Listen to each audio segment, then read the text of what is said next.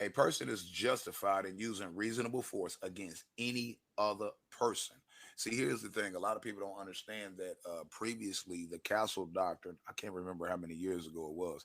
Previously, the Castle Doctrine didn't allow us to defend ourselves against um, a law enforcement officer or a public official. The General Assembly found that to be inconsistent with the Constitution for the state of Indiana and the Constitution for the United States of America. So, what the Indiana General Assembly actually did was they amended the Castle Doctrine because before it said, regardless of what a police officer or public official did to you, whether it was unlawful or not, you had no right to, you had no protections of defending yourself.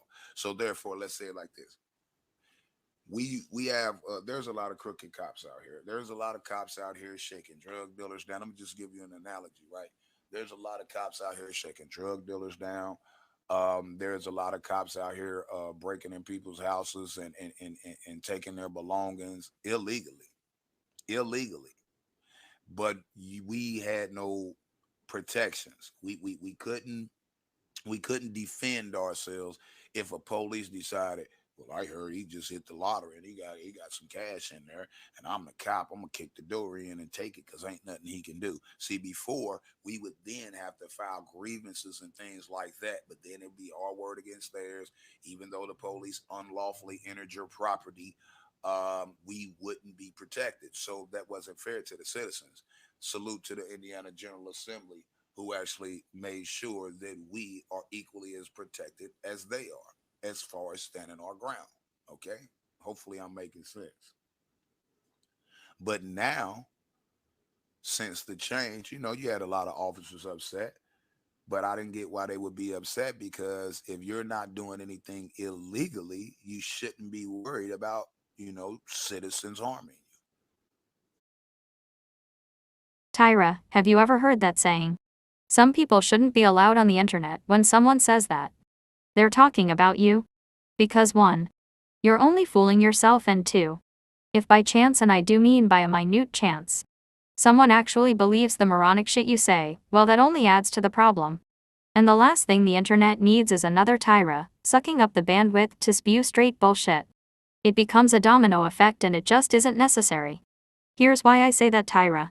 You like to go on and on and on about how knowledgeable you are in the subject of law. In fact, you claim to be a legal scholar.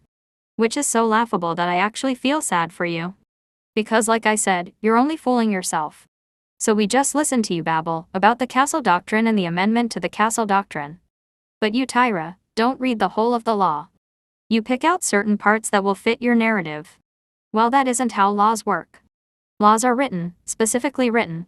But you, Tyra, think that you can half-ass read the law and add your uneducated thoughts and ideas to said law, hit it with a couple splashes of skull, and that the law is what you say and everyone else is to abide by your legal scholar dribble.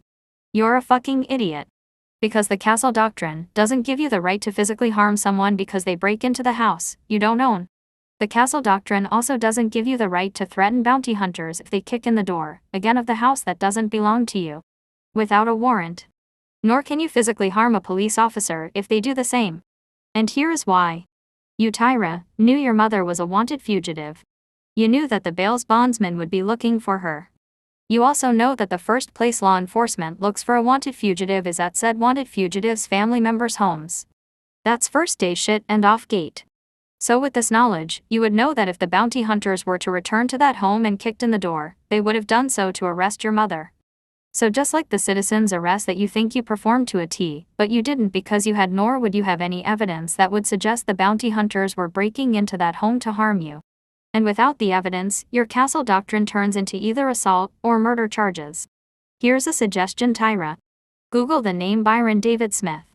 And read about how the Castle Doctrine worked in his favor when he shot and killed 2 teenagers that broke into his home. Actually, I'll leave the audio of the crazy, fucktard shooting the 2 kids in the description. It's not for those with weak stomachs. Again, Tyra, your moronic banter and your drunken actions and has done nothing but gotten your idiotic, foolish self in trouble. Enjoy prison, dumbass.